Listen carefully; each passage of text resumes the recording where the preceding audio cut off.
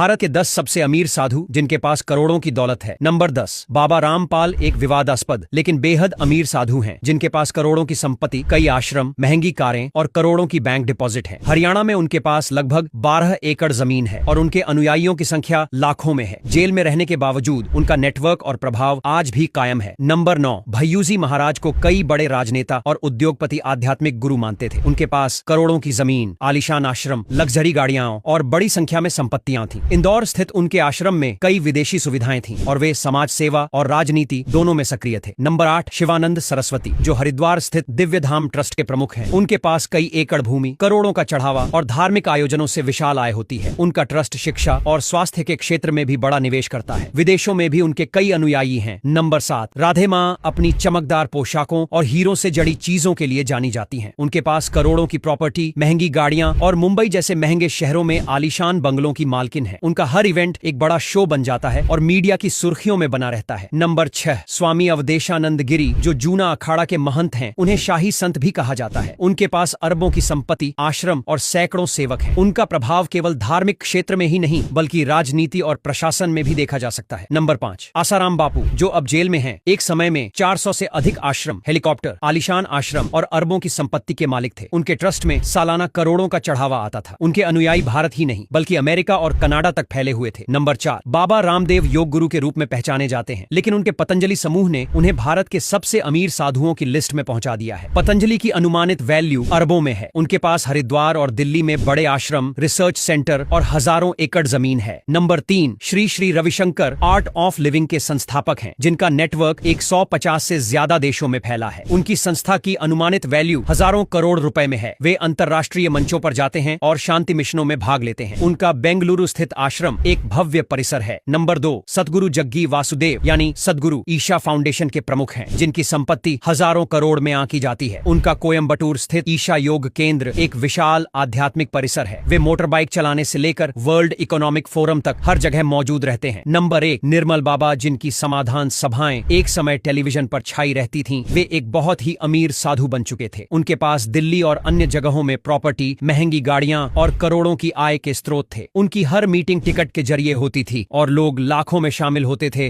Video पसंद आया हो तो लाइक और कमेंट जरूर करें।